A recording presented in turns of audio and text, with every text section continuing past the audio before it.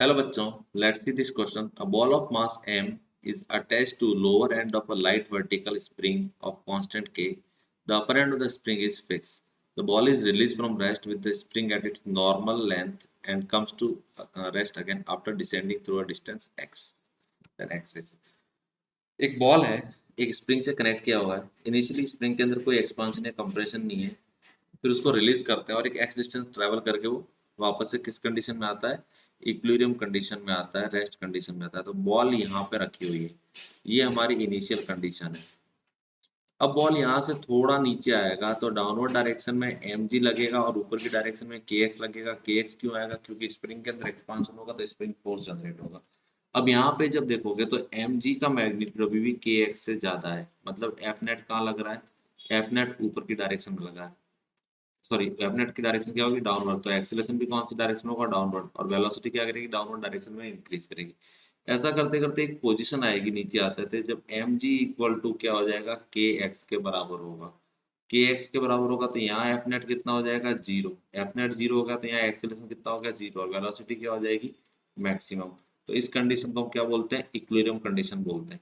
Further इसके बाद में और नीचे आएंगे तो नीचे आने पर अब क्या होगा? अब के एक्स का मैग्नीट्यूड एम जी से ज्यादा हो जाएगा। के एक्स का मैग्नीट्यूड एम जी से ज़्यादा होगा तो एफ नेट कौन सी डायरेक्शन में हो जाएगा? ऊपर की डायरेक्शन में। एक्सेलेरेशन कौन सी डायरेक्शन में? ऊपर की डायरेक्शन में। वेलोसिटी अभी भी नीचे की डायरेक्शन में रहेगी लेकिन अब क्या करेगी? वो डिक्रीज करेगी। फिर एक टाइम आएगा जब वेलोसिटी कितना हो जाएगा? जीरो। तो ये अपनी कौन सी कंडीशन होगी? ये फाइनल कंडीशन होगी। ये हमारी कौन सी कंडीशन है? ये इक्विलिब्रियम कंडीशन है। तो ये जो डिस्प्लेसमेंट है, ये डिस्टेंस जो कवर की इसने एक्स में, सबसे पहले वो फाइंड करना है। ठीक है, तो एक्स फाइंड करते हैं। तो यहाँ पे सिर्फ स्प्रिंग और ग्रेविटी वर्क कर रहा है। तो कंजर्वेशन ऑफ मैकेनिकल एनर्जी लगाएंगे, K initial plus U initial is equal to K final plus U final.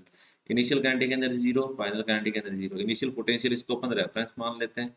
तो इनिशियल पोटेंशियल भी कितना हो जाएगा? जीरो। स्प्रिंग के अंदर कोई एक्सपांशन नहीं है, ग्रेविटी में कोई डिस्प्लेसमेंट नहीं है। ठीक है, फाइनली जब देखेंगे तो M G X potential energy आएगी ग्रेविटी की, क्योंकि वो एक्स डिस्टेंस नीचे आया है। और माइनस हाफ के एक्स स्क्वायर आएगा स्प्रिंग का। तो यहाँ से जो x आएगा that is equal to 2 mg/k के बराबर आ जाएगा। ये क्या आ गया? x। सो यहाँ पे 1 और 2 में से स्टेटमेंट 2 करेक्ट हो जाएगा। अब स्टेटमेंट 3 चेक करते हैं। The ball will have no acceleration at the position where it descends through x/2।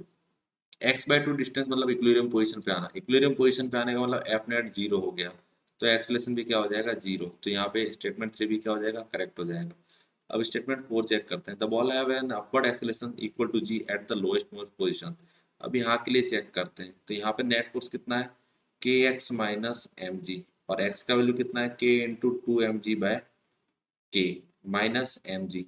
इसको सॉल्व करेंगे तो हमें कितना मिलेगा? M G. सो ये तो एफ नेट आ गया। तो एक्सेलरेशन कितना हो जाएगा? जी के डायरेक्शन में। कौन सी डायरेक्शन में होगा? अपर डायरेक्शन में। सो स्टेटमेंट 4 भी क्या होगा? Correct. Final answer is 2, 3 and 4। Best of luck.